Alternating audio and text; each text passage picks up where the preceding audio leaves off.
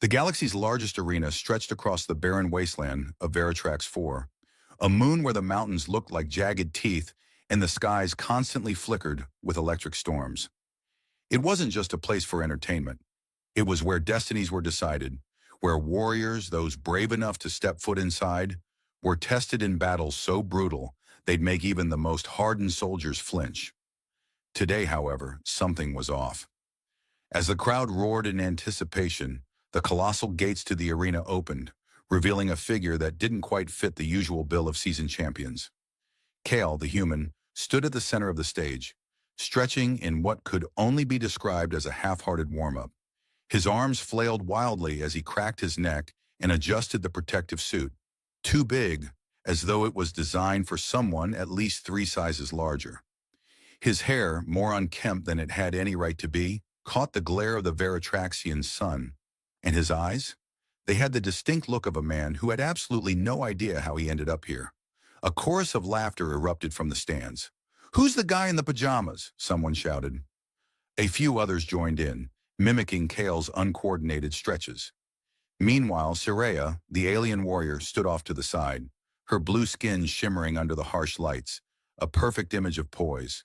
Her golden hair was neatly braided into intricate coils, and her twin blades, curved, vicious-looking things, rested against her back. With long, pointed ears and a warrior's body that could break moons with a single blow, she was nothing like Kale. To her, this fight would be over in minutes, if not seconds. She was a seasoned champion of Veritrax combat circuits, revered across the galaxy for her prowess. As she stepped forward, her expression never wavered. The crowd silenced, eager for the destruction to unfold. She surveyed Kale for the first time with a clinical eye, assessing the human with little more than mild amusement. "Oh, this is going to be easy," Soraya muttered under her breath, but loud enough for the arena's microphones to catch. The crowd laughed again, but it wasn't cruel. It was more entertaining. They loved this part of the spectacle, the underdog human against the mighty alien warrior. The countdown began. 10 seconds. 9. 8. Kale raised his arms as though he were preparing to do something heroic, but instead he twisted his shoulders with a loud crack and sighed deeply. "You know, I should have read the fine print. No one mentioned an actual fight. I thought I was just delivering a package." Soraya blinked, her eyebrow twitching slightly. "What?" "Never mind," Kale mumbled, eyeing her blade suspiciously. "Ready when you are." The crowd buzzed with impatience, their excitement rising as the seconds ticked down. 5, 4, 3. And then the signal was given.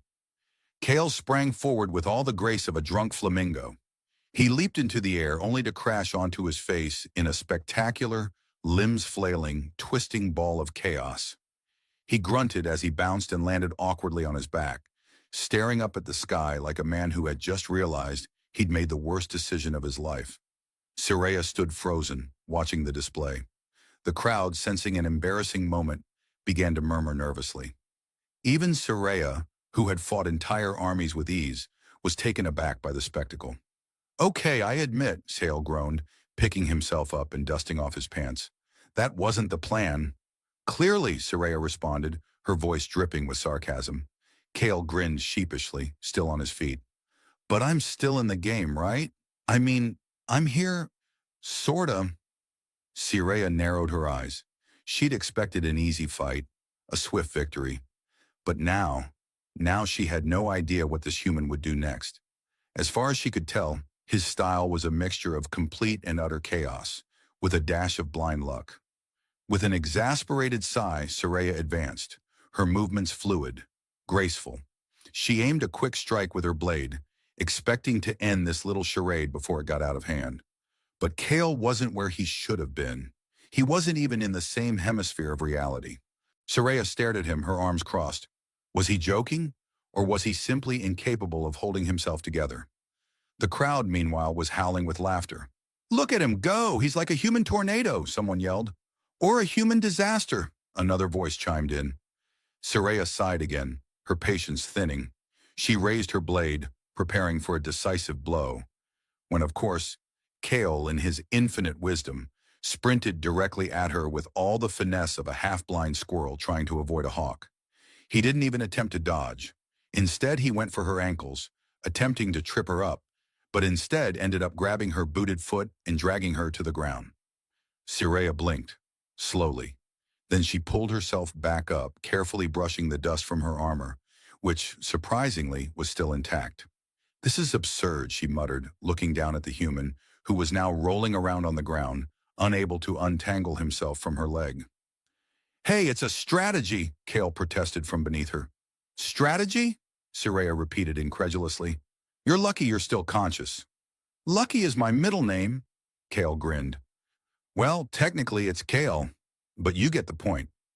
Soraya stared at him for a moment, and despite herself, a small laugh escaped her. It was too much. This human, this complete and utter wreck of a fighter, had somehow, impossibly, lasted longer than anyone should have expected. The crowd was losing it, their laughter echoing throughout the arena. Soraya's hesitation was the moment Kale had been waiting for. He launched himself back into action, throwing a wild punch that miraculously landed somewhere near her shoulder. For a brief, glorious moment, both of them were frozen in surprise. And that's when Soraya realized, maybe this fight wasn't going to be as easy as she thought. Chapter 2. After the chaos of their first encounter in the arena, Kale had expected things to settle down. Maybe he'd get a quiet corner somewhere and figure out how the universe had decided that he, a lowly package deliverer from Earth, was somehow qualified for a galactic combat tournament. But no. Instead, he was ushered into a starship-sized conference room packed with officials, holographic displays, and more alien species than he could count on both hands. "Mr. Kale," a voice boomed, and Kale spun around to see a large Veratraxian official, the kind with skin like living glass and eyes that seemed to peer into his very soul, gesturing to a seat across from a gleaming holographic display of his first fight. "Well, I guess I'm not in trouble, right?" Kale said, plopping into the seat with exaggerated care, hoping his legs wouldn't betray him like they had earlier. The official's face remained stoic. "Not exactly, but you've caused quite a stir. The crowd, the media, Soraya." "Oh no, not Soraya," Kale muttered. "Is she mad?" A slight twitch in the official's lips hinted at a smile, but it was quickly suppressed. "Mad? Not precisely, but your unconventional tactics have raised concerns." "Concerns? I thought I was winning them over with my charm," Kale said with a grin, tapping his helmet as though adjusting it. "This old thing? It's full of style." The official was silent for a moment, then continued. "Regardless, it seems the tournament is keen on having a rematch between you and Soraya. They expect the next round to be much more, let's say, entertaining." Kale raised an eyebrow. "Oh, I'm all about entertainment. I'm like the Shakespeare of chaos, really." The official merely nodded, clearly uncertain whether Kale's comments were self-aware humor or the ramblings of a man who had spent too much time in space. "Right. Well, good to know. I'll just go ahead and, prep myself, I guess." Kale half stood, brushing his hands together. "Mr. Kale," the official said, his voice turning more serious, "your continued participation in the tournament may have far-reaching consequences. The stakes are high. There's more going on here than just a fight for sport." The official was silent for a moment, then continued. "Regardless, it seems the tournament is keen on having a rematch between you and Soraya. They expect the next round to be much more, let's say, entertaining." Kale raised an eyebrow. "Oh, I'm all about entertainment. I'm like the Shakespeare of chaos, really." The official merely nodded, clearly uncertain whether Kale's comments were self-aware humor or the ramblings of a man who had spent too much time in space. "Right. Well, good to know. I'll just go ahead and, prep myself, I guess." Kale half stood, brushing his hands together. "Mr. Kale," the official said, his voice turning more serious, "your continued participation in the tournament may have far-reaching consequences. The stakes are high. There's more going on here than just a fight for sport." "Oh, you mean like politics and galaxy-level intrigue?" "Because I'm great at that. Just ask my mom," Kale quipped. "She thinks I'm a wizard at solving intergalactic crises. I mean, if she could see me now, she'd probably faint." The official gave him an expression of long-suffering tolerance. The tournament is a front for a larger struggle. Soraya's position in this is not simply about winning the fight. You've stirred something bigger than you. Kale blinked, suddenly feeling a little less smug. So, wait, I'm not just here for the glory of combat or whatever. This is like a galactic political thing? Precisely, the official said, his eyes narrowing slightly. Soraya is a key player in a much larger battle, and now you are connected to it. Uh-huh, Kale said, leaning back in his chair, processing this new information. So, what you're saying is, I've somehow become the unwitting hero of a galaxy-spanning conflict? I'm afraid so, the official replied with a straight face. Great, Kale muttered. Of course, that's how this works. I deliver packages for a living, and now I'm apparently the spark that'll ignite the next galactic war. No pressure. The official's lips twitched again, and Kale took that as a sign he was actually starting to be understood. Well, try not to ignite anything. Just focus on your next fight with Soraya. Try to avoid embarrassing yourself further. Oh, I'll try, Kale said with mock sincerity.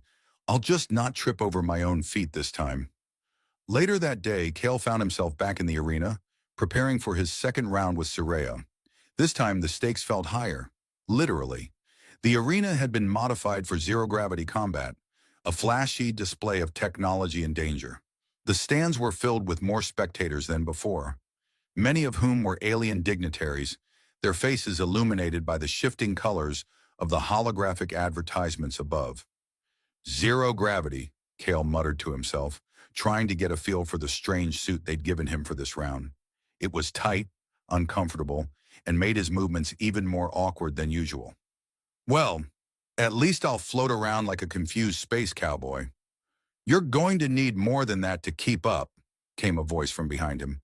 Kale turned and found Soraya standing a few paces away, her posture as regal and poised as ever. Her golden braids shimmered under the arena lights, and her blades glinted with deadly intent. She was every bit the warrior, and Kale, well, he was Kale. I've been thinking, she said, stepping closer with her usual confident stride. Maybe you are better than I first thought, but not by much. Kale smirked. Oh, you flatter me. Should I send you a bouquet of flowers after this? Flattery won't save you, Soraya replied coolly, raising an eyebrow. But I admit, I'm curious. You fight in a way I've never seen before. It's unpredictable. That's one word for it, Kale said, adjusting the ridiculous helmet that kept slipping down his face. I prefer charmingly chaotic, but you can go with whatever you like. Keep the jokes coming, she said, her voice softening slightly. You'll need them when I take you down. Kale raised his hands in mock surrender. Hey, you're the expert, but I gotta say, I'm kind of looking forward to the rematch. I mean, we're practically famous now. No pressure or anything. Soraya smirked. You're more entertaining than I thought. Don't get too comfortable, though. I'll be aiming to win. Just then, the arena's loudspeaker boomed and the countdown began. 10, 9, 8. Kale held his breath, bracing for what was to come. Ready? Soraya asked, her voice turning serious as the countdown continued. I was born ready, Kale replied, though in truth he had absolutely no idea what he was about to do. As the final number ticked down, Kale pushed off the floor and launched himself into the air, doing his best to dodge Soraya's initial strike. The arena felt like a strange dream, with his movements slow and disoriented in the zero-gravity environment. He twisted midair, managing to evade her blade by mere inches, and spun himself toward the opposite side of the arena. Soraya's eyes widened for a split second, and Kale took it as a sign that she wasn't used to his unpredictable style. She chased after him, but Kale, who had by now learned that he could never outfight her, started to play her game. He looped around, twisted through the air like an uncoordinated dancer, all the while making her chase him. Soraya's frustration was palpable, but Kale, he was having a blast. Come on, Soraya, you can do better than that, he called out, even as he dodged her every move with ridiculous agility. I thought I was the one who was supposed to be the clumsy one. With a growl, Soraya shifted tactics, her movements becoming faster, sharper, and for the first time, Kale realized she wasn't just playing to win. She was playing to learn, This wasn't just a fight anymore. It was something far more complicated. Something had shifted between them. Chapter 3. The battle in the arena had become more than just a contest of strength. It had evolved into a game of strategy and understanding, a bizarre dance of chaos and precision. Kale wasn't exactly the most graceful fighter. He knew that. But somehow, between his awkward, unpredictable flailing and Soraya's deadly precision, they'd reached a strange point of equilibrium. There was something mesmerizing about the way they clashed. Two beings from entirely different worlds, their movements an odd mix of unpredictability and expertise. Soraya, for her part, had long since stopped underestimating him. Each time she thought she had him cornered, he'd slip away with an absurd leap or a ridiculous roll that defied all logic. She could no longer dismiss him as a mere nuisance. He was an opponent, albeit one who had no idea what he was doing. Or maybe, just maybe, he did. Kale's chest heaved as he floated in the zero-gravity ring, trying to catch his breath. The arena's energy was palpable, the crowd roaring louder with each move, each dodge, each near miss. His suit was starting to feel more like a straitjacket than protective gear, the weight of it almost suffocating as the pressure of the fight built. Soraya, on the other hand, was a picture of calm determination. Her blue skin shimmered in the artificial lighting, her golden hair flowing behind her like liquid sunlight. Her blades glinted with every calculated movement, cutting through the air like they were extensions of her body. She had trained for this her entire life. Victory was inevitable, except, of course, Kale kept messing with the formula. "You're full of surprises, human," Soraya called out between swings, her voice steady despite the growing frustration. "I thought I had you figured out." "Yeah, well," Kale panted, floating awkwardly as he tried to dodge her next swing. "I'm a man of many talents. You should see me try to make breakfast." Soraya's lips twitched, betraying a momentary crack in her usual ice-cold demeanor. "Breakfast? Yeah, it's, not pretty," Kale replied, his grin widening despite the chaos around them. "I've burned more eggs than I can count. Might be a secret talent of mine." The crowd, sensing the shift in the atmosphere, erupted into laughter. Even Soraya couldn't hold back a small chuckle as she recalibrated her stance. The tension that had been building in the arena, intense, almost suffocating, began to ebb away, replaced by an odd sense of camaraderie, however unlikely. The fight had become something else entirely, not a battle to be won, but a strange, unpredictable partnership forming in the chaos. Without warning, Kale shot off in the opposite direction, propelling himself toward one of the arena's hovering platforms. Soraya followed in pursuit, her movements swift and deadly. But this time, something was different. Kale had found his rhythm, his chaos blending with the environment around him. He had no real plan, he never did, but he had learned how to use his unpredictability to his advantage. As Soraya closed the gap, Kale pulled a move that shocked both her and the audience. He twisted in midair, launching himself directly at her, but instead of an attack, he grabbed her by the shoulders, spinning them both in a chaotic whirl of motion. For a split second, they were tangled, their bodies locked in a dizzying, awkward embrace. And then, just as quickly, Kale kicked off the floor, sending them both flying in separate directions.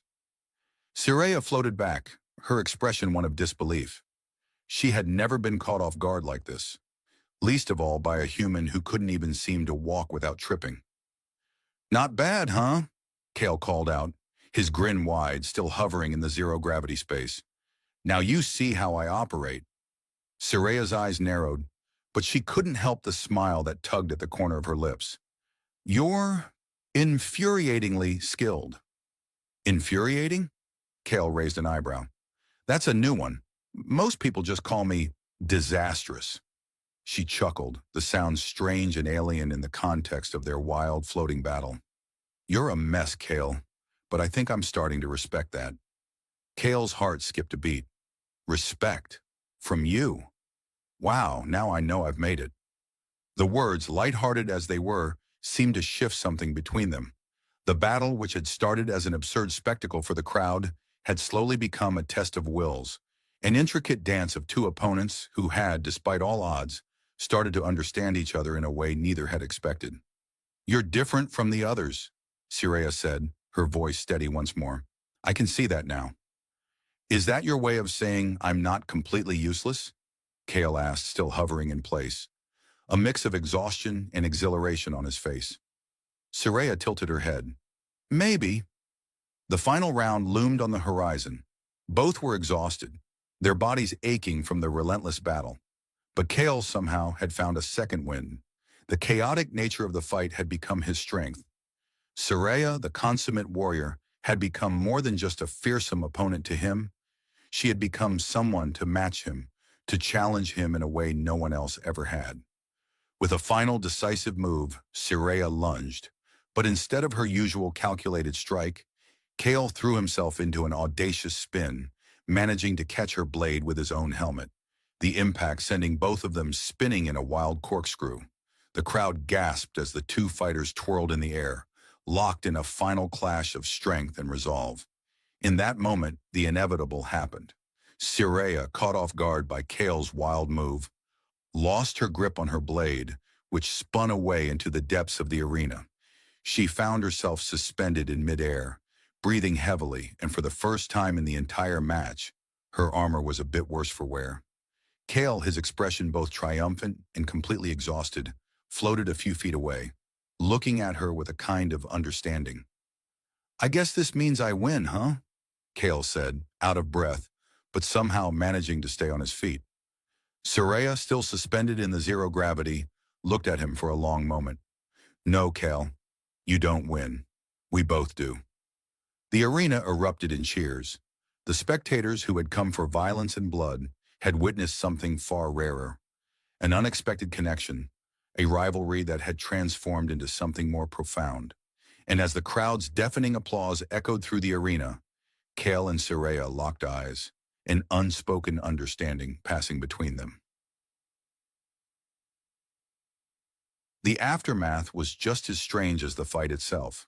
Kale had expected to be dragged off to some grim fate, or perhaps given a reward for his antics, but instead he found himself standing next to Siraya on the balcony of the arena's grand viewing platform.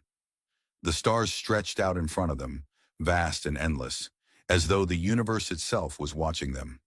"You're not so bad, human," Siraya said, her tone softened from the competitive fire it had once held. Kale grinned. "You're not so bad either, Space Princess." Siraya raised an eyebrow at the nickname. "Space Princess?" "Yeah," Kale said with a... They both laughed, and for the first time in their strange journey together, it wasn't just the sound of combat, it was the sound of something else, something far more human. And as they stood together on the edge of the stars, it was clear that neither of them would ever be the same. Kale, the bumbling human, had found his place in a galaxy far beyond his wildest imagination. And Siraya, the legendary alien warrior, had learned that sometimes the greatest victories come from the most unexpected places. And perhaps most importantly, together they had become something more than just enemies. They were partners. Somewhere between the cold hum of interstellar emptiness and the tangled static of broken comets, there floated a ship no larger than a city bus and only marginally more dignified than a toaster with wings. The Waffle Nebula, as its captain affectionately called it, had seen better days, arguably even worse ones. It creaked when it shouldn't have, leaked where nothing should leak in space, and emitted a soft rhythmic donk from its rear propulsion unit that no diagnostic system could ever quite explain. But it worked, barely. Inside the ship, surrounded by a chaotic swirl of empty snack wrappers, mismatched socks, and duct tape control panels, Alex Weaver sat reclined in the pilot's chair, sipping synthetic coffee with all the leisure of a man very far from anything dangerous or significant. His feet were propped up on the dashboard. He wore a faded t-shirt with the words, "Official Galactic Mediocrity Champion," printed across the chest, and he had the exact expression of someone who had just realized he might be slightly lost, but was too lazy to care. That was, of course, before his ship's sensors screamed. "Warning. Anomaly detected. Non-human energy signature approaching at velocity. 0.8, too light." Alex squinted at the screen. "Huh," he muttered. Either that's a typo or someone just invited themselves over for tea at slightly under warp. The ship, as if offended by his tone, blinked its warning more aggressively. Outside in the void, space twisted. At first there was only darkness. Then, as though drawn from the ink of a dying star, a shape emerged. Sleek, jagged, and vaguely predatory, it pulsed with ultraviolet light, gliding to a halt beside the Waffle Nebula. From it descended a figure. She floated, unassisted, in the black, her silhouette sharp against the chaos of distant nebula. Armor clung to her like living metal, black and silver with etchings that glowed faintly with blue circuits. Her skin was smooth, luminous, the color of a twilight sea, and her ears, long and tapered like windswept blades, marked her as something not of this earth. Not of any earth. Her golden hair drifted in weightless waves, framing eyes that glowed with intensity, calculation, and, Alex thought, just a touch of world-weary annoyance. She landed on his hull with such soft finality that the ship let out a nervous creak, as if trying to hide behind itself. Alex took another sip of coffee. Then the hull hissed, and with an elegant clang, the airlock door irised open. She stepped inside as if she had owned the place in a past life and was only now reclaiming it. I have crossed 3 galaxies, burned through 12 fleets, and left 17 sovereign governments in unrecorded disarray, she said, her voice smooth as polished stone. Worlds whisper my name. Armies retreat at the sound of it, and yet here you are, not kneeling, not fleeing, drinking? What is that? Hazelnut mocha, Alex said. Want one? I've got a spare sachet. Water's questionably hot, but I find it adds to the suspense. She blinked. I could crush you, she continued. You could, he agreed, but then you wouldn't get to find out if the hazelnut overpowers the mocha. It's a surprisingly close contest. There was a silence, a heavy one, the kind that usually preceded unspeakable destruction. But instead of annihilation, she folded her arms. You are not afraid of me. Terrified, he said, horrified, shaking in my metaphorical boots. But also very lazy, and I figure if you're going to end me, I'd rather go down with caffeine in my veins and a solid sense of confusion. Another pause. I am Caliph of the Obsidian Reach, she said slowly. Breaker of orbits, flame of the last hegemony. Alex raised his mug in mock salute. Alex of Sector B7 Alpha, former cargo hauler, survivor of the great deep fryer incident of Mars Outpost 6. I have a space cat, somewhere, unless he floated out the vent again. Caliph's eyes narrowed. This vessel is unarmed. Unless sarcasm counts, Alex said, in which case, it's basically a battleship. A flicker passed through her expression, something like confusion, or perhaps amusement dressed in armor. She walked further into the ship, her boots clicking against the metal floor. The systems didn't dare lock. Lights dimmed, unsure if they should flee or bow. She was like a singularity wrapped in skin, drawing all certainty inward and replacing it with unease. Alex, of course, offered her a seat. To his immense surprise, she took it. The chair creaked. She didn't. Instead, Caliph observed her surroundings like a queen inspecting an anthill, intrigued, faintly horrified, but too proud to look away. Her fingers brushed against a button on the console, which immediately sparked and started playing an ancient Earth pop song. Alex rushed over and smacked it into silence. Okay, that button's not connected to anything, I swear. It just does that. Don't ask. Caliph tilted her head. This is your domain? This? Alex gestured around the room, past the socks taped to the wall for static collection, past the hollow screensaver of a dolphin riding a motorcycle. This is home. Cozy, cramped, occasionally explosive. It's me in ship form, really. You're aware I could erase it from existence. He nodded. Yup, and yet here you are still listening to me babble. So either you're very patient or you're interested. She stared at him, long, hard, eyes the color of dying stars, studying him the way one might study a riddle written in a language no longer spoken. Curious, she said finally. You do not tremble. Alex leaned back against the control panel. Tried that once, didn't help.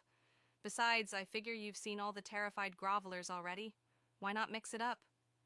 The tiniest quirk of her lip. Almost, but not quite, a smile. From a corner speaker, Verax, the grim voice of Calith's combat AI, crackled to life. Recommend immediate purge. Subject displays signs of psychological malfunction, potential contagion. Alex raised a hand. Hey now, that's just my personality. Calith silenced Verax with a blink. Then, quite unexpectedly, she leaned forward, elbows on her knees. You interest me, human. Well, he said, I do get that a lot. Usually right before someone tries to dissect me, but hey, I'll take the compliment. I will remain aboard for observation. Alex blinked. Wait, like, here? In this mess? Calith's armor hissed softly, retracting in certain places to reveal softer fabric beneath. You have food. You are statistically less homicidal than others. And this ship, while primitive, offers anonymity. I will remain, until your oddity is understood. Alex grinned, only mildly alarmed. Well, welcome aboard the Waffle Nebula, your floating motel of cosmic mediocrity. Room service is terrible, but the company is weirdly persistent. Calith sat straighter. I look forward to unraveling your enigma. Alex raised his mug again. And I look forward to not being vaporized. I'd say we're both working outside our comfort zones here. She said nothing, but the light in her eyes shifted, not into kindness exactly, but something adjacent. A pause in the storm, a curiosity too stubborn to ignore, and outside the window, the stars kept drifting by. Alex woke to the unmistakable sensation of being watched, specifically watched by someone who might kill you, not because they wanted to, but because they were curious what kind of sound your atoms would make while unraveling. He blinked sleepily from the hammock he'd strung in the corner of the Waffle Nebula's common room. A bright golden glow met his eyes. Calith, sitting still as sculpture in the chair opposite, elbows resting on her knees, chin perched atop steepled fingers. Her long ears twitched slightly, her gaze unblinking. You've been watching me sleep, he mumbled, voice hoarse with morning breath and mild concern. Creepy. You snore, Calith replied calmly, like a malfunctioning star drive. Charming, Alex muttered, pulling a blanket over his head. Next time, maybe observe from a distance. Or better yet, don't. She ignored the complaint. Your breathing pattern suggests a flawed sleep cycle. Are you malfunctioning? Only emotionally, he said from under the blanket. That's a human thing. Comes with sarcasm and a deep need for coffee. Calith tilted her head, then stood gracefully, moving with the quiet surety of a predatory bird. She'd spent the previous 2 days on his ship doing what she described as data collection, and what he privately called judging my life choices from an imperial death perch. She was always composed, always calculating, and perpetually hovering somewhere between fascinated and quietly disappointed. Still, she hadn't vaporized him. So things were going well. Alex rolled out of the hammock and made his way to the galley. It wasn't much, just a cramped cubicle with a heater coil, a half-working replicator, and a series of hand-labeled buttons that mostly did not summon food. He jabbed the one that said, coffee, probably, and waited as the machine whined to life with the enthusiasm of a dying animal. Calith stepped in behind him. You are inefficient. Your systems are degraded. Why do you persist in operating this vessel? He raised a brow. You mean the Waffle Nebula? She's got character. She has exposed wiring. Personality, Alex corrected, sipping the questionable brew the machine coughed into his mug. Calith gave the replicator a sideways glance, then studied him again. I have reviewed over 400 human psychological profiles. None match your behavioral anomalies. Either your data was omitted from galactic records, or you are the result of a clerical error. Ah, see? You do think I'm special. I think you are broken. Alex gave her a wide grin. Potato. Despite herself, Calith's lips twitched, as though fighting an expression unfamiliar to her, amusement. She recovered quickly, stepping past him to examine the galley. With a subtle gesture, a panel in her gauntlet lit up, projecting a holographic interface above her wrist. "What's that?" Alex asked, peering at the arcane web of alien glyphs. "Nanite swarm controller," she replied. "I've recalibrated your life support grid. Your air filters were harvesting mushrooms." "Free snacks," Alex said with a shrug. "See? This ship gives back." She ignored him and made a flicking motion. The lights in the galley brightened and shifted to a softer spectrum, more comfortable to non-human eyes. "I have also sealed 3 hull breaches you were unaware of." Alex looked vaguely disappointed. "I liked those. They gave the place ambiance." "You are impossible," she said, not unkindly. Over the next few hours, Calith fell into a rhythm aboard the ship, not comfortably, but efficiently. She moved like someone who had trained in 80 forms of combat before breakfast, every motion calculated, fluid. She barely slept, but when she did, it was upright, hands folded, eyes half open, like a weapon pretending to be idle. Alex, meanwhile, went about his usual business of pretending to run diagnostics, occasionally fiddling with a busted sensor, and spending most of his time either talking to Calith or trying to figure out how not to make her angry. He failed often. "This," Calith said one day, pointing to the corner wall where Alex had painted a mural of a dinosaur riding a jet scooter. "What purpose does it serve?" "It's art," Alex said. "It expresses my inner child. It expresses a cognitive regression." Same thing, really. Still, Calith didn't erase it. She stood in front of it for several minutes. Later that night, Alex noticed she'd subtly adjusted the lighting to highlight it better. Then came the test. Their proximity alarm blared, an outdated, shrill honk that Alex had never bothered to replace. Calith, already standing, activated a window screen. A cargo vessel had drifted too close, its signal warped and irregular. "It's a junker," Alex said. "Drifting. Looks abandoned." Calith studied it. No transponder, no heat signature, no life signs. "Just like my dating history," Alex muttered. Then when she didn't react, "That was a joke." "I know. I was ignoring it deliberately." Calith took command with quiet, practiced ease. Her voice went cold. "I will investigate." "Wait," Alex said, standing. "You're going over there? Do you propose you go in my place?" "Well," he hesitated, "I do have a helmet made out of an old popcorn bucket." Before he could finish the joke, she stepped into the docking tube. A minute later, her voice crackled in his earpiece. "Multiple dead systems. Gravity disabled. Signs of forced entry." "Yikes," Alex said, already regretting his popcorn helmet quip. "Stay on comms. I'll sweep the ship." Minutes passed in static silence. Then came her voice again, lower this time. "There's a chamber here, stasis pods. Someone opened them." "Someone? Like, you mean something's in there with you?" There was a pause. "Yes. Want me to warm up the engines in case we need a hasty retreat?" he offered. "Number to lock the hatch." "I'm—" A loud thump, then silence. Alex froze. "Calith! Calith, come on, say something. Please don't be dramatically unconscious. That's my job." Another thump, static. Then, "I am fine." Her voice returned, strained but controlled. "Just a containment drone. Primitive, easily dispatched." Alex exhaled. "You're lucky I didn't send my popcorn bucket." Calith reappeared an hour later, dragging a scorched chunk of drone chassis behind her. "It was bait," she explained, "designed to lure scavengers."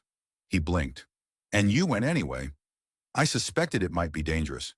"You wanted to test me," he realized. Calith met his gaze. "I needed to see what you would do." Alex leaned back against the wall, crossing his arms. "Well, now you know. I panic, make jokes, and offer snacks." Her expression didn't change, but she nodded. "That will suffice." The Waffle Nebula drifted on, slower than light, but faster than loneliness. And as the stars blinked outside the window, Calith sat beside Alex, silent and alert, her presence sharp and oddly comforting. Neither spoke. But somewhere in the dim hum of the ship, an understanding took root, awkward, reluctant, and undeniably real. Alex didn't exactly choose to land on Grelix 5. The Waffle Nebula made the choice for him, lurching out of warp with all the grace of a drunk catapult, coughing black smoke from its underbelly like it had eaten a bad satellite.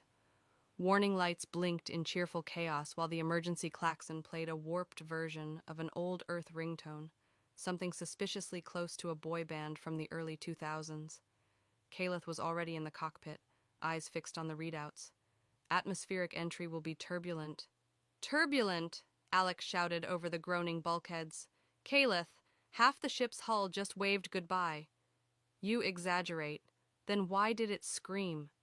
They landed, if one could call it that, with a stomach-lurching jolt, the nebula skidding into a field of metallic grass that hummed like tuning forks. When the dust cleared, Alex peeled himself from the ceiling panel he'd somehow ended up lodged in. Okay, he gasped. 10 out of 10 for drama, minus several million for structural integrity. Caleth, who had remained in perfect posture throughout the descent, calmly unbuckled her harness. We are alive. Yeah, but my spine's emotionally damaged. Once outside, the planet turned out to be less hostile than expected. The air was breathable, gravity only slightly wonky, just enough to make Alex feel like he'd put on moon boots. Towering crystal spires glittered in the distance, reflecting violet skies. The landscape buzzed with strange yet harmonious vibrations. Caleth scanned the horizon with narrowed eyes. This world was once a Draxan listening post, abandoned during the War of Silences. Alex blinked. Wait, War of Silences? Sounds like a really passive-aggressive conflict. They erased each other's communication networks until no one could issue orders, Caleth said dryly. The Draxans were defeated by paperwork. Tragic, Alex murmured. Death by bureaucracy. Their stroll across the humming field took them to a sunken structure hidden beneath crystalline overgrowth. Inside was a cache of pre-collapse alien tech, pulsing obelisks, memory cores still intact, and one incredibly rude AI who kept insisting Caleth was trespassing on sacred ground. You have 3 seconds to vacate before security protocols are... I've heard better threats from toasters, Caleth muttered, and with a few deft keystrokes, silenced the AI with an elegant override. Do not make her angry, Alex whispered to the nearest console. She once stared down a Class 7 hyperbeast. It apologized. Caleth ignored him, pulling data from the ancient systems. There's something here, she said slowly. A record. The obelisks lit up in a synchronized pulse, projecting holograms. Caleth herself, younger, armored, merciless. The images were from her earliest campaigns. Alex watched her stride through burning colonies, obliterating fleets, a blur of blue and gold terror. Caleth did not look away. These are the myths they built around me, she said. The fear. He glanced at her. They weren't all myths, were they? No. She stepped into the projection. The light flickered across her armor, her elongated ears casting soft shadows on the wall. But they became a cage. She tapped another control. The image shifted to her recent movements, her fight against the mercenaries, boarding the junker, and then standing beside Alex aboard the nebula, sharing terrible coffee, bickering about wall art. This is how the galaxy will see me now. Alex scratched his chin. As what? A sidekick? She almost smiled. As something more complicated than fear. Outside, the crystalline ground trembled, an automated failsafe triggered by the data retrieval. Long dormant drones unfolded from the soil like mechanical beetles, their chassis rusted, but their weapon systems still very functional. Alex yelped. Caleth, did the planet just get angry at us? She stepped in front of him, unfazed. Stay back. The drones advanced. Caleth activated her gauntlet. No explosions, no laser barrage. Just a subtle pulse of energy, emitted like a low-frequency tone. The drones paused, wavered. She changed the tone, her body language softening, the intensity in her eyes dimming. The drones folded back into the ground, deactivating one by one. Alex stared. What did you do? I asked them to sleep, she said simply. Not everything must be conquered. Some things can be heard. He was quiet for a moment, then, You're changing. She turned to him. Or I'm remembering how to. By the time they returned to the ship, the Waffle Nebula had miraculously rebooted itself.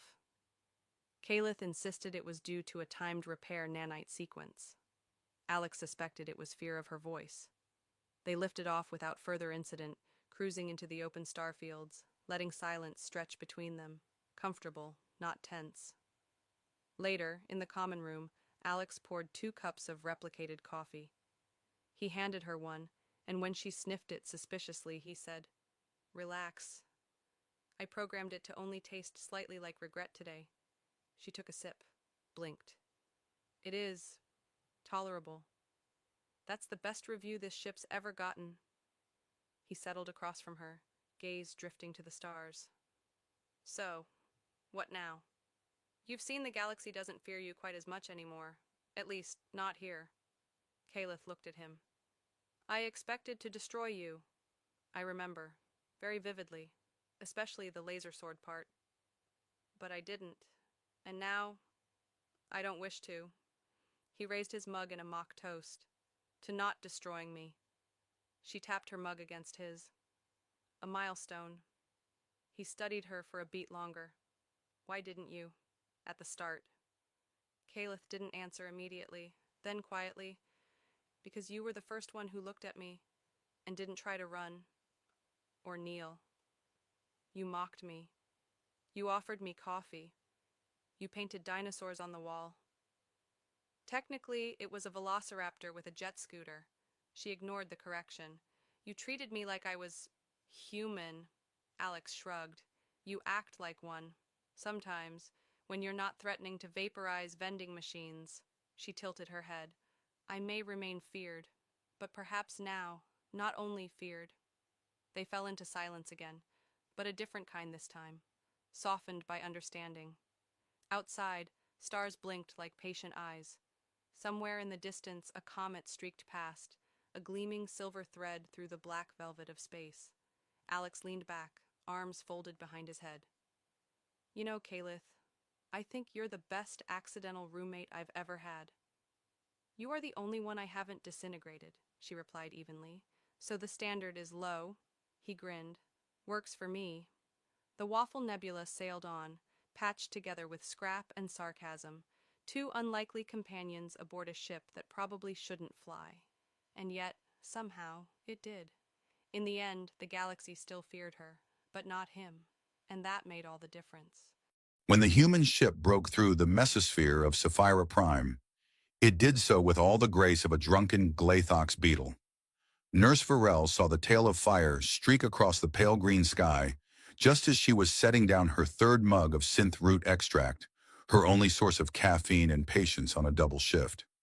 She blinked her long golden lashes, the scent of sterilized air still clinging to her nostrils, and muttered under her breath in fluent Sarlexian, "Of course it's crashing during my rotation." The emergency alert chime buzzed a heartbeat later. No rest for the clinically overqualified. By the time she reached the crash site, field unit floating low over the shifting lavender grass, smoke spiraled lazily into the sky. Debris was scattered like breadcrumbs, but the main hull had held. She pressed her ear flap communicator. "This is Nurse Varel. Vessel intact. Signs of life. Faint but present. Preparing for extraction." Then narrowing her golden eyes, she added, "And probably paperwork." So much paperwork. She approached with caution. Human ships were notoriously primitive, mostly metal and combustion, like someone had built them out of angry soup cans. She tapped at the entry panel, bypassed the dead power line with a spark from her wrist tool, and the hatch hissed open with the reluctant groan of ancient machinery. Inside, amidst the smoke and flickering emergency lights, lay the human. He was unconscious, slumped sideways in a crash harness, dark hair tousled, face bloodied but breathing. His uniform, at least what remained of it, bore the Earth insignia and a name badge. Lieutenant Evan Cross. Varel leaned in, her translator implant buzzing to life as it decoded the writing. "Evan!" She tested the name on her tongue. "You've had a long fall, haven't you?" She tapped her wrist. A hover stretcher materialized beside her with a low hum. Gently, efficiently, she loaded the human onto it. He groaned faintly. Varel looked down, noted the temperature rise on his readout. Fevered, she muttered. Or maybe he's dreaming about his planet's infamous meat-based cuisine again. Back at the clinic, the diagnostics began. Saphirian medbays were serene domes of light and soft resonance. None of that cold, clanking nonsense humans seem to enjoy.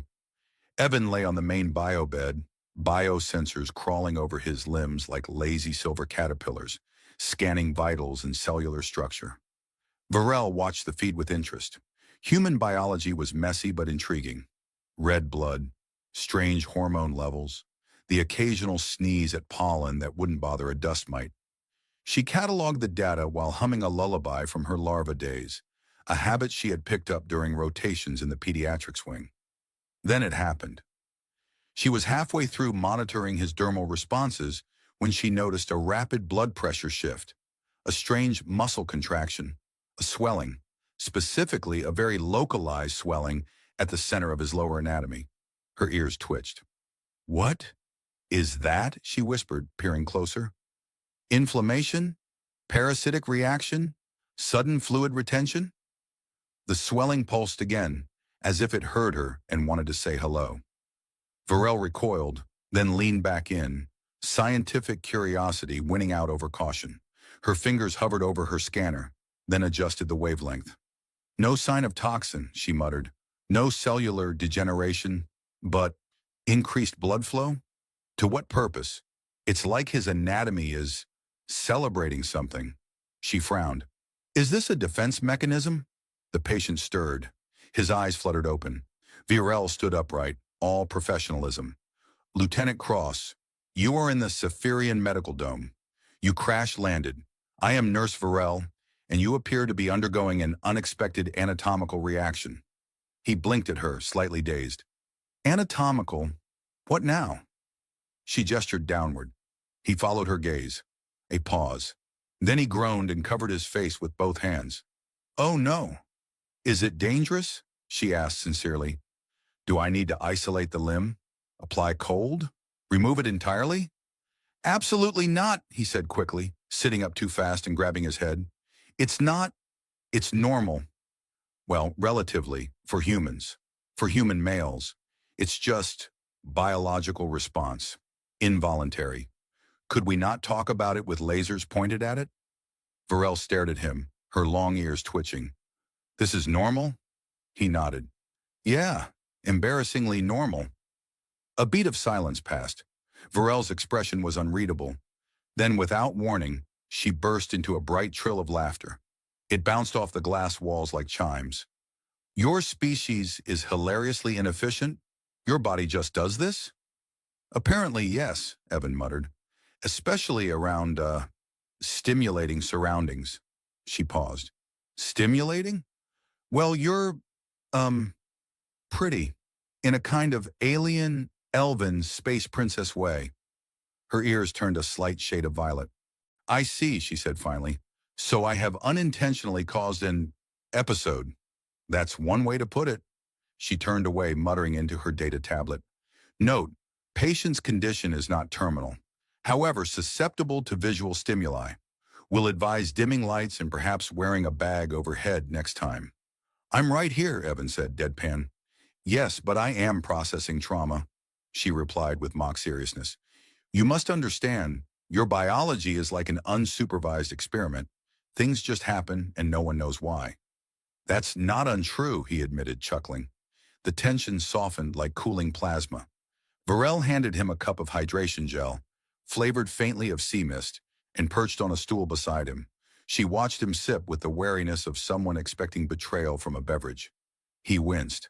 "Tastes like someone bottled regret," he said. She grinned. "You should try our protein cubes." "I think I've suffered enough today." Another silence, this time warm, crackling softly like static between them. She studied him. "You are resilient for a crash victim." "I'm trying to impress my nurse," he said. She blinked, surprised, then smiled. "That's highly unethical." "Good thing you're the only one here to report me." He glanced around the dome. "So, I'm really on an alien planet, huh?" "Yes. And you're not going to dissect me?" "Not yet." "Cool. Cool, cool, cool. She chuckled again. Welcome to Sapphira Prime, Lieutenant Cross. Try to keep your anatomy calm next time. No promises, he said, but I'll try not to salute anyone accidentally. She didn't understand the reference, but laughed anyway. And somewhere deep in the sterile dome, filled with blinking lights and humming diagnostics, the air shifted, just slightly, into something more alive. Evan awoke to a smell he couldn't place, like citrus had flirted with motor oil and then broken up violently. The dome ceiling above him glowed with soft turquoise pulses that reacted to his blinking, as if the room were somehow amused by his disorientation. The bed beneath him was too soft, almost suspiciously so, and the last thing he remembered was Nurse Varel poking at his anatomy with something that looked like a tuning fork designed by a mad violinist. Now there was a faint humming in the air, the sound of sterile machines doing intelligent things, probably judging his life choices. He sat up, groaned at the ache in his ribs, and found a small floating tray hovering beside the bed. On it sat a neatly sealed nutritional cube labeled in Saphirian glyphs. Next to it, a handwritten note in awkward but legible English. For human consumption, may cause mild telepathic echoes. Comforting, Evan muttered. He picked up the cube and sniffed it. It smelled like, what was that? Freshly cut grass and cheese? It jiggled menacingly. He decided he wasn't that hungry. Just then, the door to the med dome whooshed open with the theatrical flare of an automatic curtain. In walked Varel, her long golden hair tied back in a braid that looped twice behind her pointed ears. She wore a fresh set of silver blue scrubs that shimmered faintly when she moved, like they couldn't decide if they were solid or decorative lighting. Good morning, Lieutenant, she greeted, tapping something on her wrist console. Or whatever portion of your planet's day it would be. Your circadian rhythm is baffling. Honestly, your entire species is baffling. Good morning, Nurse Varel. Or should I say, mistress of bizarre probes. She arched an eyebrow. You squealed. I objected. She smiled faintly, showing a glimmer of sharp teeth, more feline than menacing. As you wish, I am preparing your discharge protocol. But before that, we need to revisit the issue of your sudden inflation. He groaned. I told you it's a completely natural response, like sneezing, or hiccuping, or, okay, maybe not hiccuping. Look, it's involuntary. It happens. Yes, I've been doing research, she said, crossing to a holoscreen that bloomed into existence at her gesture. Images and diagrams floated midair. Did you know your species has entire libraries dedicated to this phenomenon? Illustrated volumes, and audio recordings, some quite musical. Evan froze. Wait, did you find... I started with your species' medical database, she said, eyes wide with innocence. But the tags were confusing. I ended up in something called a fan fiction forum. Is it normal for your species to write elaborate tales about space captains and alien diplomats engaging in frequent, rhythmic negotiations? Evan flushed. That's not strictly scientific. I suspected as much. One character used his plasma rod in a way that was both biologically unlikely and grammatically inconsistent. He coughed into his hand. Okay, new topic. She chuckled, her laughter crystalline. You humans are delightful. Entire civilizations would consider your condition a medical emergency, and yet you treat it like a punchline. It's oddly charming. It's one of our best survival traits, he said, trying to sound dignified while sitting under a glowing ceiling in what was effectively a high-tech onesie. When in doubt, make a joke. Noted, she said, tapping her console. Now I've brought you clothes. A panel in the wall opened with a soft hiss. Out floated a folded outfit that looked like a cross between a tactical jumpsuit and avant-garde pajamas. It shimmered in iridescent colors, shifting with every angle. Evan took it gingerly. I look like I'm about to do interpretive dance on a fashion runway in orbit. It's Saphirian adaptive fiber, she explained. It adjusts to your body's needs. Temperature regulation, pressure stability, and modesty sensors. It tightens automatically in areas of increased blood flow. He raised a brow. Seriously? It's either that or another incident in the medbay. Well, in that case, thank you. From me and the modesty of the entire staff. She grinned. Come, There's a simulation chamber where you can stretch your legs. Carefully, please. As he followed her down the curved hallways of the medical dome, the architecture whispered of a species that prized fluidity and beauty in equal measure. Everything glowed gently, walls that hummed in response to proximity, floors that adjusted to the stride of the walker, and occasional vines curling through crystalline panels that weren't just decor but part of the building's bioneural interface. Evan was impressed. It was like walking through a spa designed by sentient coral reefs. Inside the simulation chamber, the world bloomed. Trees shimmered in golden leaves, their roots spiraling into luminous ponds. A sky stretched overhead, programmed to mimic Sapphira Prime's twin suns. It smelled of minerals and blossoms, like springtime had invented a perfume. Wow, Evan murmured. Is this real? Simulated, but accurate. This is the Solara Grove, my favorite place when I need to pretend patients aren't leaking unexpected fluids. He snorted. Thanks for that image. She gestured toward a bench that hovered politely off the ground. They sat, not quite touching, not quite distant. I've never met a human before, she said after a moment. Only seen records. Most of them are blurry and angry. We do tend to yell a lot. Comes with having short lifespans and too many opinions. She looked at him sideways. And yet, you smile even when things confuse or embarrass you. You joke even when you're uncomfortable. Why? He thought for a moment, then shrugged. Maybe because if I didn't, I'd cry, or panic, or freak out about being stranded on an alien planet with no guarantee of ever seeing home again. Humor keeps me sane. Sort of. She was quiet, then gently. That's, quite wise, in a tragicomic way. They sat in silence for a few moments more, until Evan broke it. So you said this suit has sensors? Does that mean you can monitor me remotely? Yes. Is that a problem? Only if it buzzes when I think about inappropriate things. Varel's ears twitched. Only if you act on them, Lieutenant. He grinned. Noted. They walked together then, through the artificial grove, sharing fragments of their vastly different lives. His stories of Earth, its crowded cities and chaotic politics, her memories of Sapphira's glowing oceans and festivals of light. The conversation twisted and curled, sometimes sharp, sometimes soft, like two foreign frequencies slowly learning to harmonize. And though neither of them said it aloud, they both felt it. That peculiar resonance, the beginnings of a connection no scan or medical chart could fully explain. Something less scientific, something wholly defiantly human. The days on Sapphira Prime passed strangely for Evan, stretched like warm taffy under twin suns that refused to set in a hurry. Each cycle in the medical dome blurred softly into the next, filled with bioscans, nutritional cubes of increasing weirdness, and long walks with Varel through the simulated groves and coral-lit corridors. It wasn't just recovery anymore. It was adjustment, adaptation. Something he wouldn't have thought possible back when he'd first crash-landed in a flaming tin can, half-conscious and very much concerned about losing important body parts to curious aliens. But Sapphira had a way of wrapping around a person, its colors, its sounds, its total lack of sharp corners. And Virel? Well, she was the sharpest thing on the planet, and somehow the most gentle too.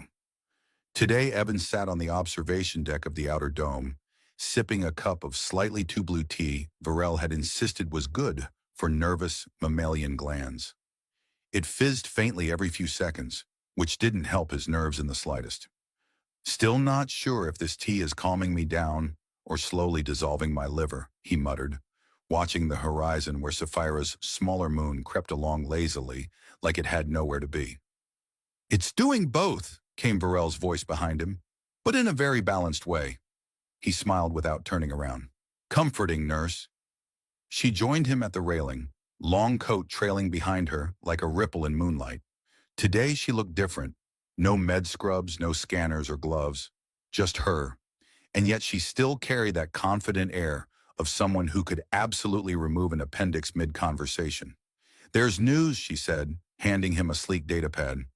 We received a reply signal from your fleet. Your people know you're alive. He blinked, taking the pad. The Earth insignia flashed faintly at the top. Confirmed ID. Retrieval in 48 Earth hours. So, he said slowly, voice flat, guess I'll have to go back to a planet where gravity is suspiciously aggressive and people argue over whether pineapples belong on pizza. That does sound like a hostile environment, she said seriously. He chuckled, then quieter. I don't know if I'm ready. You don't have to be, she replied gently. Humans aren't designed for readiness. You leap first, then scream all the way down. He turned to her, really looked at her. Is that what I did? Leapt? No, she said, amusement in her golden eyes. You crash-landed, loudly, and then swelled unexpectedly. He groaned. We're never letting that go, are we? Never, she said, smiling. They sat on the curved bench, silence humming between them. Finally, he said, you know, back home I was kind of disposable. One officer among thousands. I did my job. Didn't complain. Cracked jokes in the mess hall. No one really noticed if I was in a room or not. That is difficult to imagine, she said sincerely. Here, you take up quite a bit of attention, especially your biology. Thanks, I think. You're not disposable, she added, serious now. You're absurd and complicated and full of contradictions. That makes you important. He swallowed, throat tight. You're a better nurse than you give yourself credit for. She shrugged. I'm just fascinated by things I don't understand. Well, I guess I qualify. Suddenly a chime echoed through the dome. Varel checked her wrist console. Your retrieval ship is in orbit. They'll be ready in 2 hours. That fast? Saphirian technology. Efficient, quiet, polite. Unlike your anatomy. He grinned despite himself. Then after a long pause, what happens now? She stood, walked a few steps toward the center of the dome. Now you go home. And you stay? Yes. I am bound to this system, my work, my people, my patience with wildly unpredictable bodily reactions. He got to his feet. That's a shame. She turned back to him, ears slightly pink at the tips. You're not going to make this easier, are you? No, he said, stepping closer. I'm human. We don't do easy. We do loud, messy, and unexpectedly emotional. I've noticed. Their eyes met. For a moment, the whole dome seemed to hush, as if the planet itself was holding its breath. Then Evan leaned in, hesitated just a beat, and kissed her softly. Her lips were cool, faintly bioluminescent. The kiss was brief, curious, like a question neither of them could fully answer. When they pulled apart, she smiled. You are absurd. Yeah, he breathed, but I grew on you. Like a fungus. Charming. They stood together as the ship docked, its sleek surface gleaming under Sapphira's twin light. Evan shouldered the satchel Varel had packed for him, filled with medicinal herbs, language databanks, and a non-lethal nutrient bar she assured him was only 40% plant-based gel. At the hatch, he turned back one last time. You ever decide to visit Earth? I'll wear goggles and bring a translator, she said, and possibly a fire extinguisher. Fair. They held each other's gaze until the door closed between them with a soft hiss, and Evan was gone.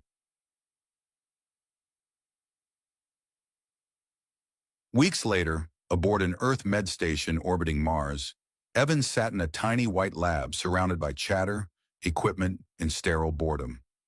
He was back, and it felt both too real and not real enough. He'd been debriefed, scanned, prodded, and declared mentally sound, barely. Life was resuming, but something stayed with him, something that hummed under his skin like a quiet tune from a dream. And then one morning, his console pinged. Incoming transmission, Sapphira Prime. He opened it. A single line appeared on the screen. Your anatomy still defies explanation. I miss it. He laughed, long and loud, then typed back, I miss you too. Also, my anatomy says hi. The reply was instant. Tell it to behave. And as he leaned back, grinning like an idiot among confused Earth techs and flavorless coffee, Evan Cross realized something beautiful had happened. Between the crash, the confusion, the swelling, and the laughter. He had found something worth crashing for, and maybe, just maybe, next time, he'd aim for the landing. The first thing he registered was the sound, a low, persistent hum, like a cello playing a single note underwater. Then came the cold. Not the biting chill of Earth's winter mornings, but a clinical kind of cold, the kind that suggested someone in charge had set the temperature to comfortably unfeeling. He opened his eyes to light that didn't behave like sunlight, stark and fluorescent, but without a source. The room was pristine, unnaturally so. White walls that looked like they'd never seen dust. A ceiling with strange hexagonal panels slowly pulsating blue, and a faint smell of citrus and... was that ozone? His body felt like it had just lost a round of chess to a microwave. His limbs refused to cooperate, his head throbbed in protest, and his last memory, well, that wasn't exactly clear either. He remembered being on a ship, a passenger liner, something about frozen drinks and cheaper than it should be cryosleep. And then, what, shaking, screams? A loud metallic shriek like the galaxy itself had burped. He tried to sit up, only to find himself held down by invisible restraints. Or perhaps it was just the exhaustion. That's when a shadow fell over him. A tall, feminine silhouette. Elegant, poised. Absolutely not human. "Oh, good," she said, in a voice that was calm, cultured, and deeply unimpressed. "You're conscious. That will make the disinfection process less awkward." He blinked. "What?" She stepped into the full glow of the overhead light, and he immediately revised his definition of alien. Her skin was a shimmering shade of cerulean, smooth and flawless, almost glowing. Her hair cascaded in long, golden waves down her back, and her eyes were a radiant green, sharp as cut glass. But most noticeable, aside from the armored bodysuit clinging to her like a second skin, and the tablet in her hand that seemed to float more than rest, were her ears, long, pointed, and elegant, like a cross between an elf from a fantasy novel and a high-gain satellite dish. "I said," she repeated, enunciating each word as if he were slightly concussed, which, to be fair, he might have been. "You're conscious. Excellent. I was beginning to think you were planning to sleep through the whole recovery cycle." "Who, what, where am I?" he croaked, sitting up a little straighter. "And why does my mouth taste like old batteries?" "You're in the care unit of Outpost 17 Beta, orbiting the southern hemisphere of Teliari Prime," she replied, gesturing vaguely to the sterile walls as if they were self-explanatory. "I am Leora. I saved your life. You now owe me a debt of honor as dictated by the Third Edict of Ancestral Preservation. Also, the battery taste is likely a side effect of the nutrient gel we force-fed you while you were unconscious. Tastes better coming out of the tube, I'm told." He blinked again. "You... what?" "Saved you," she said, as though it were obvious. "You were aboard the passenger vessel Ecliptian Dawn. It encountered a hull breach near the Calaris Drift. Everyone else on board perished. Your cryopod was flung free in the explosion. I located it, extracted you, revived you, and according to Teliari custom, that makes me your assigned caretaker until your life debt is repaid." His brain tried to connect the dots, but they were shaped like stars, and he only had triangle-shaped thoughts. "Wait, wait, wait," he said, raising a hand. "You're saying I crashed, almost died, and now I'm your maid?" "Caretaker," she corrected. "And no, I am your caretaker. You are, let's call it, in honorable service." "That sounds an awful lot like indentured servitude." "Not servitude," she said, arching a golden brow. "Gratitude with formal obligations." He stared at her. "This is a joke, right? Like a prank? I'm on some reality show? Is there a camera behind that glowing plant?" "There is a camera," she said, glancing toward a hovering orb near the ceiling. "But it's for health monitoring. And if this were entertainment, I assure you, I'd be assigned someone with better grooming habits." He looked down. He was dressed in a sleek silver tunic that clung in the wrong places. His legs felt like rubber. His left foot was bare. His right foot had a slipper that read, "Property of Ward C, return if found." He groaned.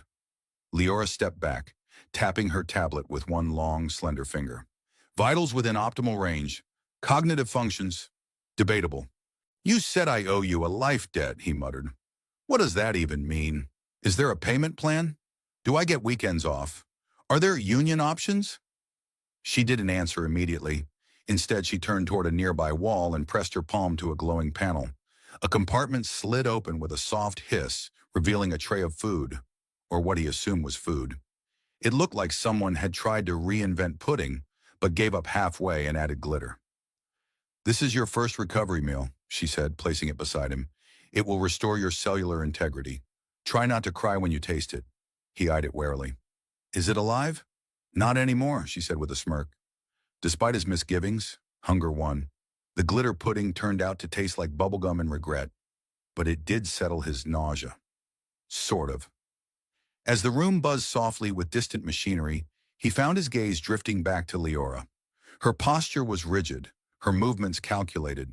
She didn't just walk, she glided like someone who'd trained at a fancy finishing school where the final exam was be silently intimidating. But there was something else too. The way she checked his vitals twice, even when the tablet had clearly displayed the data.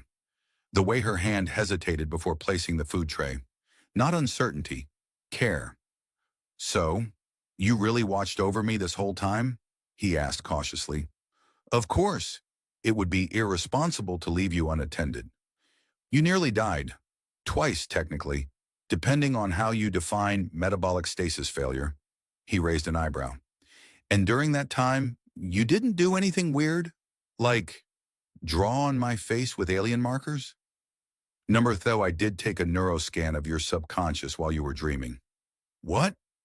I was bored, she said simply. And your dreams were surprisingly entertaining, especially the one where you argued with a vending machine. He groaned again, pulling the blanket over his head. This is a nightmare.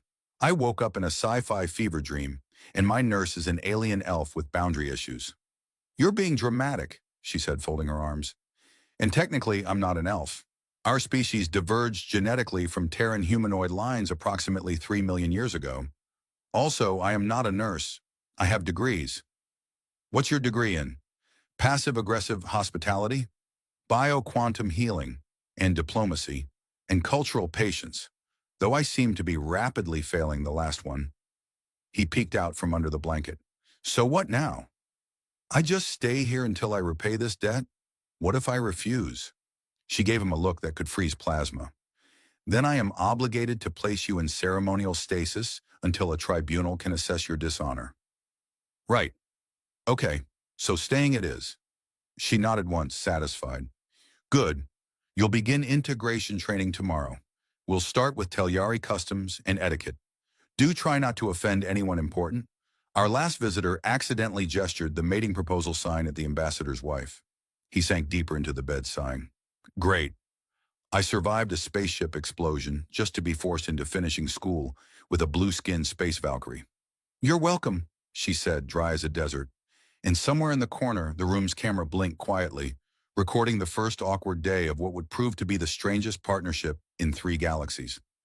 By the 3rd day, he was convinced Telyari customs had been invented by a very bored committee with a strong sense of irony and far too much access to incense. Waking up was now a ritual involving something called the second breath ceremony, which required him to chant a phrase in the ancient tongue of Veal, poorly, and then sip a hot beverage that tasted like someone had steeped moss in battery acid and sprinkled it with cinnamon. Leora watched him closely each morning, her expression a flawless mask of serene composure that only cracked when he made a particularly egregious pronunciation error. This morning was no exception. Herstel va Mendalik, he announced proudly, chest puffed out, cup in hand. Leora tilted her head, expression unreadable. You just pledge undying loyalty to my cousin's pet lizard. Again. I mean, he seemed like a good guy, he muttered, and took a sip of the glowing tea. His tongue immediately regretted every life choice that led to this moment. Breakfast, if one could call a gelatinous cube that changed flavor based on his mood breakfast, was served in the central atrium, a dome of translucent crystal where alien birds chirped too cheerfully, and a synthetic stream ran in perfect spirals beneath the floor. He'd finally regained enough motor control to walk without tripping over his own feet, which was good considering his new daily lessons included something called movement harmony. So, he asked between chews of pineapple mint sorrow-flavored cube, what does movement harmony involve exactly? Stretching, tai chi, interpretive dance? All of the above, Leora said, rising from the table in a flowing white robe stitched with glowing threads. Follow me. The class was held in a room that could have passed for an opera stage on a space cruise line. There were mirrors, mood lighting, and a floor that shifted texture depending on posture. The instructor was a tall Telyari male with hair like molten silver and a voice so soothing it made you want to spill your deepest secrets and then nap. The session began peacefully. Gentle arm movements, slow breathing, something that looked vaguely like yoga if yoga had been invented by friendly octopuses. He was almost enjoying it until they reached the phase of expressive gravity flow, which apparently involved leaping into the air and letting the planet's weak artificial gravity carry you in the elegant arcs. He, however, discovered that he could arc. He just couldn't land. His first attempt ended with him colliding sideways into a potted plant, which apologized politely upon impact. The second had him spinning through the air like a confused rotisserie chicken. Leora, ever composed, barely stifled a laugh as she caught him mid-tumble. "This is a sacred tradition," she whispered as she steadied him. "Not a zero-G interpretive comedy sketch." "Well, it's certainly open to interpretation," he muttered, brushing glittering soil from his hair. "Also, that plant now knows more about my left thigh than I do." Later, after he'd survived without major bruising, physically at least, they returned to the main facility. The corridors were sleek and spotless, lined with panels that pulsed gently in rhythm with the station's artificial heartbeat. He was slowly learning to navigate without getting lost, though he still managed to confuse the sleep chamber with the hygiene alcove at least once a day. Leora led him through a series of biometric scans before ushering him into the Hall of Histories. It was a circular chamber filled with holographic statues and floating archives, each one representing a legend or parable from Telyari lore. "Time for cultural immersion," she said, tapping a crystal embedded in the wall. A hologram flickered to life, a blue-skinned figure wearing ceremonial armor and a helmet shaped like a spiral galaxy. "This," Leora explained, "is Veynari, the first Lightbringer. She tamed the sons of the Eastern Quadrant using only logic, empathy, and a plasma whip. She also pioneered the code of life debt, what you now honor." He squinted at the hologram. "She looks like she's about to sell me a really aggressive self-help book." Leora didn't smile, but her eyes gleamed. She was known for motivational declarations. As the images shifted, depictions of ancient rituals, star-forged swords, glowing runes, he felt a strange pull. Not just awe, but something deeper. The Telyari customs, as absurd as they seemed, were rooted in a civilization with history, with purpose. There was weight to it. Still, that didn't stop him from whispering, "So, are there any statues of people tripping over sacred plants?" "One," Leora admitted, "but we don't talk about him." The next few days unfolded like a strange montage. Lessons in etiquette involved learning which hand gestures meant "thank you" and which accidentally challenged someone to a duel. He accidentally declared his intentions to marry a cleaning droid during lunch and had to write a formal apology letter to its owner. And then there were the night sessions. Leora insisted on a shared reflection interval where they sat in the observatory and stared at the stars while recounting their day. He found himself enjoying those moments more than he expected. "So let me get this straight," he said one evening, wrapped in a thermal cloak, watching distant suns blink lazily beyond the glass. "You rescued me, bound me in cosmic tradition, fed me sentient pudding, and now I'm being trained like a polite space monk?" "Essentially," Leora replied, sipping her own tea. "And you expect me to take all this seriously?" "No," she said, setting down her cup. "I expect you to learn. Whether you do so seriously or accidentally is your choice." There was something about the way she said it, firm but not unkind. He looked at her, really looked at her. Under the flawless posture, the ceremonial garb, the unshakable discipline, there was weariness, maybe even worry. "Why me?" he asked quietly. "Why not save someone else from that wreck?" She didn't answer right away. Instead, she turned to the stars, her golden hair catching the pale glow of a nearby nebula. "Because you were the only one I could," she said, "and because the records suggested you might matter." "Might?" he asked. "That's comforting." "There are many kinds of prophecy," she murmured, and then gave him a sideways glance. "Most of them extremely vague and often inconvenient." He laughed. "Great. I've been drafted by a fortune cookie." But the laughter faded into silence as they sat, staring into the void. The stars were beautiful, yes, but they also felt like watchers. And somewhere out there, someone or something had wanted him gone. Leora stood abruptly. "Your training continues tomorrow. Rest. We'll begin dialectics at dawn." "Is that before or after I pledge allegiance to a fruit?" he called after her. She didn't respond, but her shoulders shook slightly as she disappeared down the corridor, and he sat alone, staring out into space, wondering how much longer this surreal peace would last, and what exactly he was being prepared for. The sound that tore through Outpost 17 Beta wasn't like anything he'd heard before. It was less a noise and more a ripple in reality itself, a low, grinding vibration that made the walls tremble and the lights flicker like uncertain fireflies. Leora was already moving before he had even fully registered the alarm. She swept through the corridor in a blur of silver blue armor, hair tied back, eyes sharp. "What was that?" he gasped, stumbling after her, still half-dressed and entirely under-caffeinated. She glanced back over her shoulder, tone calm but clipped. "Unscheduled docking breach. Proximity alarms confirm an unregistered ship forced a link with the outer bay. Hostile probability, 84.7%. "Oh, wonderful," he muttered. "So it's space pirates, or door-to-door intergalactic salespeople. Either way, we're doomed." They reached the central hub as warning sirens fell into a deep mechanical hum. Monitors flared to life, displaying a sleek, obsidian black vessel clamped to the outpost like a parasite. Symbols glowed along its hull. Symbols he didn't recognize, but Leora did. Her expression darkened. "Kazari," she whispered. "Kazari?" he asked, pulling on the rest of his tunic, which somehow still smelled like cucumber mist and existential dread. "They're a splinter sect," she explained, eyes fixed on the screens. "Exiles. They believe in technological purity, no integration with alien species, no trade, no compassion. They seek artifacts of ancient power to cleanse the galactic fold. And they've come for you." "Wait, me?" he asked, gesturing wildly to himself. "I'm not even interesting to me.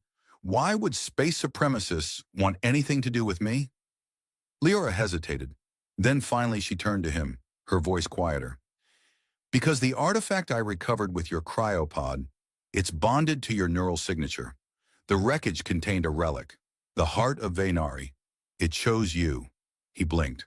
"Okay, that sounds very cool and very terrifying. But also, why didn't you mention this earlier?" "I was waiting for the right moment." He stared at her. She sighed. "Fine. I didn't know how to explain congratulations. You might be a galactic chosen one to someone who couldn't pronounce her Stell without offering marriage to a lizard." The corridor lights dimmed again, and then came the unmistakable hiss of decompressing airlocks. The Kazari were inside. "We need to move," she said, grabbing his hand without ceremony. "What about defense systems? Or backup? Or, a good old-fashioned panic room? Gone, jammed, and already occupied by my least favorite uncle." "Great. So it's just us against a ship full of tech-obsessed zealots. How romantic." They darted through side corridors, Leora taking shortcuts he didn't even know existed. As they moved, he noticed the outpost systems responding to him. Doors sliding open before she could even gesture, lights flickering in sync with his heartbeat. The heart of Vaynari wasn't just with him, it was awake. She led him into the Hall of Histories, now cast in flickering red light. The statue of Vaynari loomed overhead, eyes glowing brighter than before. At its base, a hidden panel slid open, revealing a circular platform etched with runes. "Step on it," she ordered. He hesitated. "What if it vaporizes me, or launches me into the sun, or turns me into a motivational hologram? Then at least you'll go out dramatically. Now step with a deep breath and a muttered prayer to any available cosmic force. He stepped onto the platform. The moment his foot touched the center, energy crackled through the air. The runes lit up, golden and alive, and he felt something click into place inside him, like a long-forgotten song remembered in an instant. Leora was speaking, but he barely heard her. Visions filled his mind, stars burning in reverse, voices speaking in rhythm, Vainari herself reaching out through the void. And then, just as suddenly, it ended. The light dimmed. He opened his eyes. Leora was staring. "You're glowing," she said, expression somewhere between awe and mild panic. "Is that a good thing?" "Depends. Can you fly?" "No?" "Then it's probably just symbolic." The doors exploded inward as the Khazari stormed in, cloaked in sleek armor, weapons raised. Their leader stepped forward, taller than the others, with circuitry etched into his skull like ceremonial scars. "Hand over the human," he snarled. "He bears the relic." He didn't know what came over him. Maybe it was the visions. Maybe it was the caffeine finally kicking in. But he stepped off the platform, raised his hand, and the light surged with him. "No thanks," he said. "I've grown kind of attached to being alive." The heart responded to his defiance. Tendrils of light coiled from the walls, the very structure of the outpost humming with energy. The Khazari fired, but their blast dissolved mid-air, deflected by unseen force. "Okay," he said, turning to Leora, voice shaking. "Now would be a good time for a heroic battle plan." She drew her weapon, a sleek baton that shimmered into a blade of pure light. "You distract, I disable." "That's your plan?" "It's worked before." Together they charged, him flinging erratic bursts of energy with all the precision of a child throwing glitter, her slicing through enemy ranks with elegant brutality. It was chaos. It was glorious. And somehow, it worked. Within minutes, the Khazari were retreating, dragged back to their ship by automated recall tethers. The leader snarled something incomprehensible as he vanished in a flash of blue. Silence fell. Then Leora turned to him, breathing hard, and said, "Not terrible." "I'll take that as a compliment," he panted. "So, what happens now? Galactic fame? Free breakfast cubes for life?" She tilted her head. "Now your life debt is considered fulfilled." He froze. "Wait, really? I'm free." "You saved me as I saved you," she said softly. "The bond is complete." He didn't know what to say. He should have felt relieved, elated even. But instead he felt strange, like something had just been cut loose inside him. "And if I don't want to leave?" he asked. "I mean, I've grown oddly fond of the death tea and self-aware furniture." She smiled, a real one this time. "Then stay. But not because you owe me anything. Stay because you choose to." He stepped closer, looking into those sharp, brilliant green eyes. "Well, if I'm going to stay, you could at least upgrade my quarters. Maybe one without mood lighting that reacts to anxiety." "We'll negotiate," she said, and offered her hand. He took it. Weeks passed, then months. He learned to wield the heart more gracefully, helped rebuild the outpost's defenses, taught Leora the joys of sarcasm, puns, and Earth pizza. And somewhere along the way, he stopped feeling like a lost passenger from a doomed ship. He became something else: caretaker, guardian, partner. And every morning, as they stood beneath twin suns rising over Teliari Prime, he raised his cup of bitter moss tea, made a face, and muttered, "Still tastes like disappointment." But he drank it anyway, because home had never tasted perfect, just familiar.